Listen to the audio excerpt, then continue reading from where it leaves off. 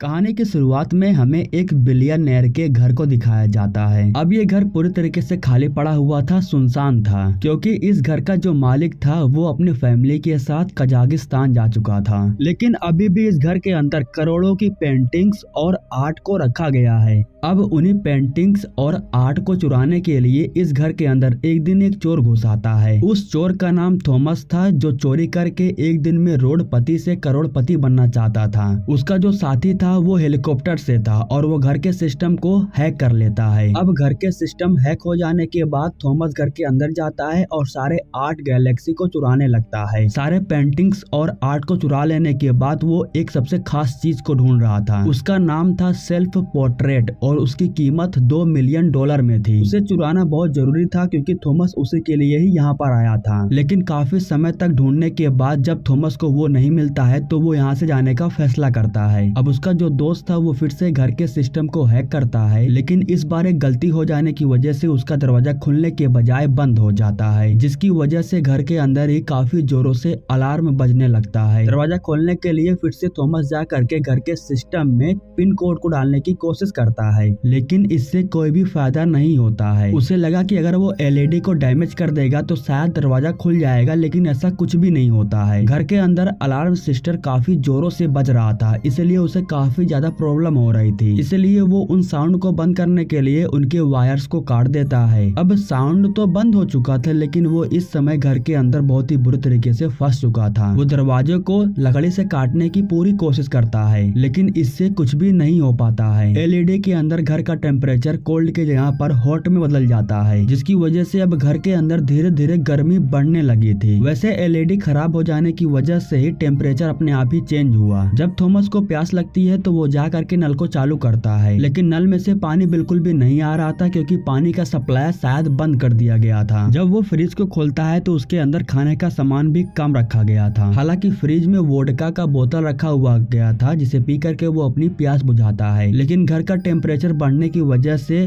कमरे के अंदर गर्मी बढ़ रही थी। दरवाजे के ऊपर जो लकड़ी लगी हुई थी उसे थॉमस काट देता है, लेकिन काटने के बाद उसे मालूम चलता है कि लकड़ी के पीछे अभी लोहे का दरवाजा भी लगा हुआ है। लकड़ी का दरवाजा सिर्फ 100 पीस के लिए दिख रहा था। रेडियो के जरिए थॉमस अपने दोस्त को आवाज लगाता है, लेकिन उसका दोस्त उसे छोड़ करके जा चुका था और वो अब इस घर के अंदर बहुत ही बुरी तरीके से फंस चुका था। जब उसे प्यास लगती है तो वो जा करके फिर से वोडका को पीता है और रात हो जाने के बाद टीवी को देख करके ही टाइम पास कर रहा था। टीवी में ही बहुत सारे कैमरा के फुटेज शो हो रहे थे। शायद ये इसी घर के मालिक का होटल था और सारा होटल कैमरे के जरिए इस एलईडी टीवी में दिख रहा था। और इसी कैमरे में थॉमस उस दरवाजे को देखता है जिस कमरे के अंदर वो फिलहाल इस समय बंद है। अब अगले दिन सुबह हो चुकी थी और थॉमस इस घर से बाहर निकलने के लिए अलग अलग तरकीबें लगा रहा था। ठीक उसी समय जब वो ऊपर देखता है तो उसे छत की परत दिखाई देती है। वो जब छत की टाइल्स को देखता है तो उसे लगता है कि वो इसे तोड़ करके यहाँ से बाहर जा सकता है, इसीलिए वो सामान को इकट्ठा करने लगता है। वोडका खत्म हो चुका था और जमीन पर जो पानी पड़ा हुआ था वो पीने लायक तो बिल्कुल भी नहीं था। एक कांच के अंदर भी पानी भर के रखा गया था जिनमें मछलियों को जीवित रखा गया था, लेकिन ये पानी भी पीने लायक बिल्कुल भी नहीं था। थॉमस फिर से जाकर के नल को चालू करता है, लेकिन पानी नहीं आ रहा था। अब थोड़ा बहुत जो भी पानी बचा हुआ था वो उन्हीं का बर्फ बनाता है और उसे खाने लगता है। प्यास बुझ जाने के बाद वो फिर से जाकर के अपने काम में लग जाता है। वो ढेर सारे सामान को इकट्ठा करके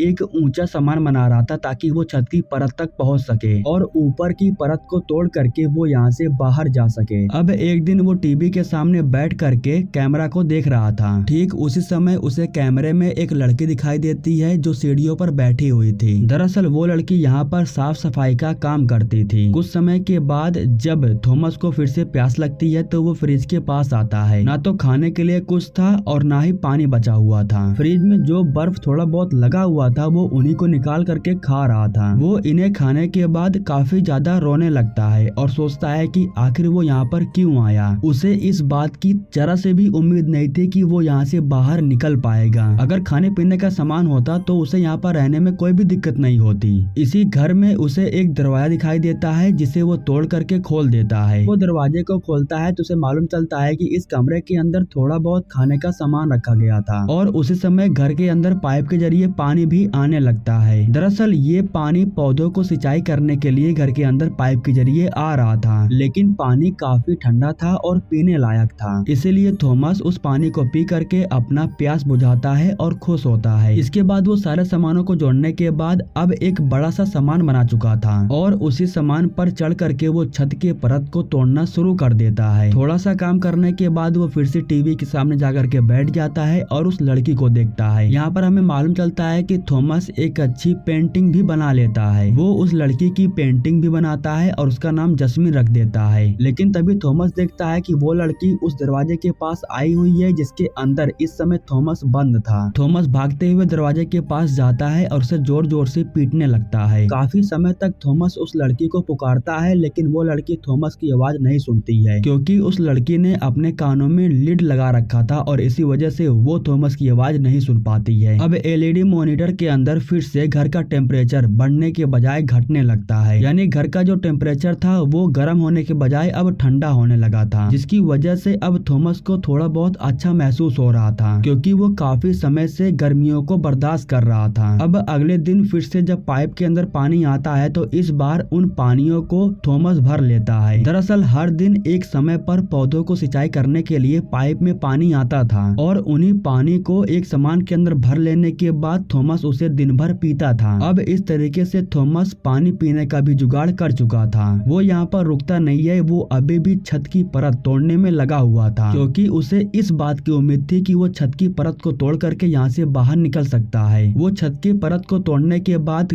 आराम करता, खुद से बातें करता और आराम कर लेने के कुछ समय के बाद फिर से जा करके छत की परत को तोड़ने लगता। अब जैसे कि घर का टेम्परेचर घट रहा था इसलिए कमरे के अंदर ठंडी बढ़ रही थी और इसी वजह से अब थॉमस को काफी ज्यादा ठंड लग रही थी। वो जा करके घर के टेम्परेचर को ठीक करने की कोशिश कर रहा था, लेकिन ठीक नहीं होता है क्योंकि एलईडी खराब हो चुका था। अब अगले दिन सुबह हो जाने के बाद वो फिर से छत की परत को तोड़ना शुरू कर देता है और थोड़ा समय काम करने के बाद वो फिर से जा करके पेंटिंग बनाने लगता था। इसी दौरान उसे एक कमरे के अंदर अलमारी दिखाई देता है जिसके पीछे भी एक दरवाजा था। जब थॉमस उस दरवाजे को खोलता है तो वो एक अलग कमरे में पहुंच जाता है। धीरे धीरे करके जब थॉमस उस कमरे के अंदर जाता है तो अंदर उसे किसी की लाश दिखाई देती है। दरअसल ये असल में लाश नहीं थी बल्कि किसी इंसान का स्टैचू बना करके रखा गया था। इस कमरे के अंदर थॉमस को एक और पेंटिंग दिखाई देती है जिसे लेकर के वो बाहर आ जाता है। रात के समय में थॉमस देखता है कि वो लड़की फिर से उसी दरवाजे के पास बैठ करके स्मोक कर रही थी। थॉमस भाग करके दरवाजे के पास जाता है और एक लेटर बाहर भेजने की कोशिश कर रहा था, लेकिन कमरे का दरवाजा चारों तरफ से कवर किया गया था, इसलिए वो कागज दरवाजे के बाहर नहीं जा पाता है और कुछ समय के बाद वो लड़की भी लिफ्ट में चली जाती है। अब इस तरीके से थॉमस एक बार फिर से नाकामयाब रहता है। उसे ठंड लग रही थी, वो दोबारा बिस्तर पर आकर के सो जाता है। अब जैसे ही वो सोता है तो सीन कट होता है और हम थॉमस को देखते हैं जो एक पार्टी में गया हुआ था। वो इस पार्टी में उसी अमीर इंसान से मिलता है जिसके घर के अंदर वो इस समय फंसा हुआ था। इससे हमें मालूम चलता है कि इस घर का जो मालिक था वो थॉमस का दोस्त था और उसी सेल्फ पोर्ट्रेट को चुराने के लिए थॉमस अपने दोस्त के घर में चोरी करने के लिए गया था। सेल्फ पोर्ट्रेट के साथ साथ करोड़ों की पेंटिंग और आर्ट को इस अमीर आदमी ने खरीद करके अपने घर में रखा था। खैर उसी समय थॉमस की आँख खुल जाती है और वो उठ जाता है। उठ जाने के बाद वो फिर से जा करके अपने काम में लग जाता है। वो नट बोल्ट को ढीला करके उसे खोलने की पूरी कोशिश कर रहा था और इस तरीके से वो एक नट को खोलने में कामयाब हो जाता है। इसके बाद वो खाली समय में जा करके दीवार पर पेंटिंग बना रहा था और खुद से ही बात करके एंजॉय कर रहा था और ये सब करने के बाद वो फिर से आ करके छत की परत को तोड़ने लगता था। जिन पौधों को पानी मिल रहा था वो अब धीरे धीरे काफी बड़े हो चुके थे। सारा खाना खत्म हो जाने के बाद कुत्तों को खिलाने वाला जो खाना बचा हुआ था उन्हीं को खा करके थॉमस अपना पेट भर रहा था। एक दिन जब थॉमस छत की परत को तोड़ रहा था उसी समय वो ऊपर से नीचे गिर जाता है, जिसकी वजह से उसके पैर में चोट लग जाती है और उसका पैर टूट जाता है। वो काफी जोर जोर से रो रहा था और चिल्ला रहा था। रात के समय में वो देखता है कि जिस लड़की को वो कैमरे में देख रहा था वो उसके सामने आ चुकी है। वो लड़की थॉमस के बहुत करीब आ गई थी लेकिन वो थॉमस को टच नहीं करती है और ये सब कुछ थॉमस सिर्फ इमेजिन कर रहा था। कुछ समय के बाद वो लड़की यहाँ से गायब हो जाती है। यहाँ हम देखते हैं कि थॉमस ने अपने पैरों को टाइट करने के लिए या फिर ठीक करने के लिए लकड़ियों से बांध करके रखा है। खाना न पाने की वजह से अब उसका दिमाग उसके आपे में नहीं था। एक दिन वो नीचे गिर जाता है और उसे चोट लग जाती है, जिसकी वजह से उसके मुंह से खून निकलने लगता है। लेकिन ठीक उसी समय ऊपर के दीवार में उसे एक डिवाइस दिखाई देता है। इस डिवाइस को देखने के बाद वो जा करके ढेर सारे कागज को इकट्ठा करता है और लेंस का इस्तेमाल करके धूप के जरिए उन कागज में आग लगा देता है। अब आग लग जाने के बाद वो एक मसाल बनाता है और उस मसाल को लेकर के उस डिवाइस के पास जाता है। जैसे ही वो डिवाइस आग के संपर्क में आता है तो वो कमरे के अंदर पानी गिराने लगता है, क्योंकि अब उस डिवाइस को ऐसा लग चुका था कि कमरे में आग लगी हुई है, इसलिए वो पानी गिराने लगा था। अब थॉमस ये सोच रहा था कि जब उस डिवाइस को मालूम चलेगा कि कमरे के अंदर आग लगी हुई है तो वो अपने आप ही दरवाजे को खोल देगा, लेकिन ऐसा कुछ भी नहीं होता है और एक बार फिर से थॉमस नाकामयाब रहता है। काफी समय तक पानी गिरते रहता है और कमरे के अंदर ढेर सारा पानी इकट्ठा हो जाने के बाद पानी बंद हो जाता है। पानी बंद हो जाने के बाद थॉमस फिर से जाकर के दीवार पर ढेर सारे पेंटिंग्स को बनाता है और कुछ शब्द लिखता है। वो घर के दीवार पर मालिक के लिए कुछ लिखा था।